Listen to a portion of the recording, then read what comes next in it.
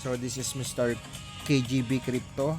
Gaya nga nung nakagis na natin, itutuloy natin ang ating pag-stake dito sa Axie Infinity.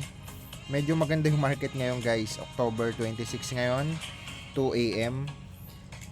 Medyo maganda yung market, mga 3 days na siguro mula nung may usap-usapan na na-approve na si BlackRock, yung application nila ng ETF sa SEC. So, sana magtuloy-tuloy na. Yan na yung start ng bull market, guys. Mini bull market daw ang sabi ng iba. At kasabay na nga dyan yung iba-ibang token. So, may iba tayo. Punta na tayo dito. I-restrict lang natin. So, meron tayong 33,554. Pang day 6 na ata natin ngayon. So, dahil bakante naman yung oras ko tuwing gantong oras, madaling araw, nakakapag-video tayo, guys. Nakakapag-record tayo ng ating bagong YouTube channel. Hindi pa tayo ganun kagaling mag-edit kasi nga madalian lang ito. Pero tingnan natin pag lumaki na or pag may nag-subscribe na. So malaking support nyo yun guys, yung mag-subscribe kayo. And para makita nyo rin yung mga ginagawa ko, maituloy natin ang ating pagbablog sa ating crypto journey. Okay, punta tayo farm. Andito na tayo guys sa Katana Running Chain. So ngayong araw meron tayo, magkano kaya? Check natin. Meron tayong 26 RON. So i-claim lang natin yan. So mga 13. Kasi kailangan sa dito sa Katana meron kang i-add na liquidity pool. At least hati. Ang ini-stake ko dito kasi excess tsaka RON. Yun ang ina-add kong liquidity pool niya. Kaya pinapapalitan ko rin yan. Sinuswap ko siya. So swap natin. Hintay lang natin. I-access. Ayan, nagra-run pa siya. So ang kagandahan nga lang dito, like ko sinasabi, dumating ang bear market, yung bumagsak lahat. Pero ang mga gaming na to, yung AXS at saka yung Gala, hindi sila nag-stop mag-develop. Hindi kagaya nung iba na NFT games na wala na ngayon. As in wala na. So parang madalian lang siguro yung mga developer nun. Mabilis ang pera lang. Pero ito si Gala at saka si AXS, hanggang ngayon naman okay sila. Tuloy-tuloy ang development. Pag bumalik si Bitcoin sana o malagpasan niya yung all-time high na 3 million mahigit, tingin ko naman tataas din lahat ng NFT game. Sa mga NFT game, ang nangunguna dyan si AXS at saka si Gala. So kahit papano, sabihin mo na lang bumalik lang dun sa dati nilang price din. Ito kagaya ni AXS na umabot to ng 8,000. So kahit papano guys, meron tayong 33,585. So tingnan na natin kung magkano siya ngayon. Refresh lang natin to. 33,585. Tama ba? 33,585 tama. So tingnan natin. Ngayon 264 ang AXS. Okay. 33,585. So meron tayong 8.8. Ayan. So 8.895. So kahit papano, sabi ko nga sa inyo guys, nasa 264 lang siya. Samantalang dati na ang all-time high niya nasa 83 ata yan eh. Tingnan natin o 83. Sabihin mo na lang o 83. O 8,000 mo na lang. Divided by 265. Sabihin mo 265 na. 265. So 30 times. 30 times guys. So yung 8.8 natin, 30 times yan. 8.95. So meron tayong pang retirement. Hopefully 2 years, 5 years, kahit 5 years pa mula ngayon. So kahit pa paano, may pumapasok ba? May pumapasok. Kagaya ngayon, di ba, nag-stick tayo kanina, magkano yung 30 plus? Sabihin mo na lang 30 yung nag-stick kanina, nakinita ngayong araw. Magkano yun? Check natin 30. So 7.9 din yun guys, isang araw.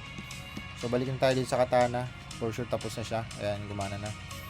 Okay, punta tayo sa liquidity pool. I-add lang natin guys, AXS, Max, So magtira tayo kasi may gas fee. Hindi pwedeng dito ka magmamax kasi wala na matitirang gas fee.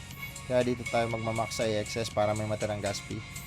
Pang gas fee dito sa mga transaksyon natin. Kasi ang ginagamit na network nito ay RON token o RON network. At ang kagandahan sa RON, nagamit ng Axie o AXS, marami rin siyang mga games na ina-accept na rin si RON bilang gas fee. Parang Binance or iba pang mga blockchain technology. So, okay, tapos na siya. Punta na tayo sa farm. Ganun lang, ulit-ulit lang. Okay. Nandito na tayo. Stake lang natin yan, guys. So, may stake ulit tayo kahit papaano. So, araw-araw lang ganito. At upload ko lang araw-araw. 3 to 5 years. Okay lang sa akin yun kahit papaano. Sabi ko nga sa inyo, ang NFT games kasi ang cryptocurrency kasi iba-ibang kategory yan, guys, para may idea yung iba na wala pang idea. Ang cryptocurrency po iba-ibang kategory na meron yan siya. So mga kategory na meron tong crypto industry ay meron siyang may chain, may mga world asset, may zero knowledge. So iba-iba, may layer 1, smart contract, stablecoin, ito yung mga hindi gumagalaw kagaya ng dollar. Napakarami mga exchange. Ito mga staking, mga meme token kagaya ng Pepecoin, Dogecoin, yung mga walang kwentang coin sabi nila pero tumataas, NFT. So iba-iba kasi yan. Ito NFT gaming, DeFi, ito mga yield farming. So mayroong metaverse. Ito yung mga kategorya ng crypto. Bawat cryptocurrency kasi iba-ibang project, iba-iba siya. May mga lending, Pero sa pag-uusapan natin sa play to earn, check natin kung ano mga token na mayroon dito. So eto yung mga play to earn. Pero kung titingnan mo kasi may mga player diyan na may pinakamaraming player at that time sa history ng kasaysayan ng crypto NFT games, ito si Axie. Almost 3 million mahigit, 5 million. 3 million to 5 million, mga ganon. Basta mga hindi siya bababa ng 2 million. Yun yung mga player niya dito at that time. Sabi ko nga sa inyo, number 1 top 1 dyan ng Pilipinas. So ayan yung mga NFT, guys, NFT games. So ito yung mga volume niya, check natin. Oops, ang laki ng volume ng gala, ang daming bumili. So ito kasing gala, marami rin yan. So meron tayo mga nasa 3 million gala ata yun, more or less, ang aking nabili dyan.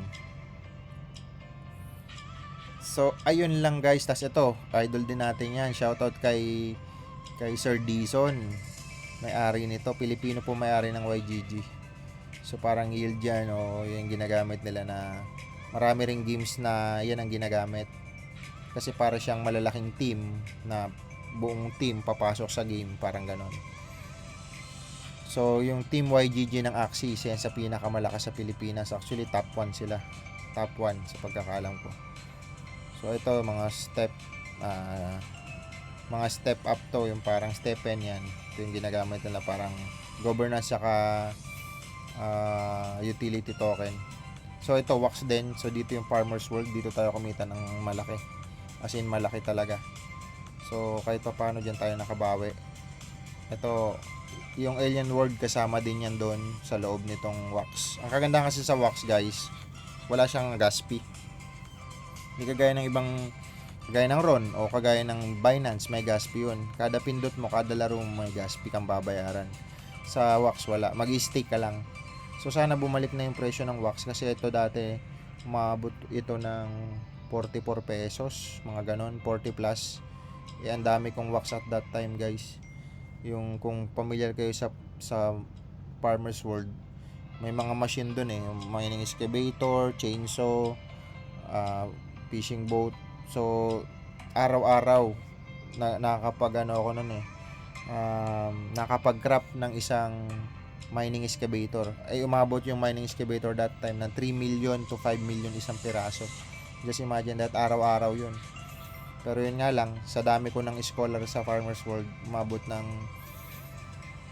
ng siguro yun, 120 scholar, 120 cellphone.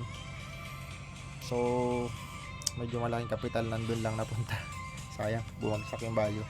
By the way, kahit pa paano kumita naman dyan. So, malaki talaga kitaan guys sa NFT. Yun nga lang, sabi ko sa inyo, maswerte mo lang kung mauna ka dyan na nakadiscover ng isang NFT games, tas nalaro mo, naglagay ka, promote mo, marami kang tao. At yun na nga, kung hindi magra-rug pull. Kasi syempre, hindi naman natin hawak ang utak ng mga may-ari na yan. So, kagaya nga ng ibang NFT games, wala na. So, ayun lang. Kaya, take your own risk guys. Hindi ko sinabing linagyan ko, pinasok ko, ipapasukan nyo din ha. So, mag-ingat sa pera na pinaghirapan nyo. Syempre, mahirap yang kitain. Kaya, yung mga tips lang guys, mga tips lang. Tapos, at least kahit pa paano makarinig kayo ng mga tips dito. Gagawa rin ako ng mga info, mga tips para makaiwas kayo sa mga scam na NFT or forex man yan. Para kahit pa paano makatulong man lang tayo sa ating kapwa Pilipino guys.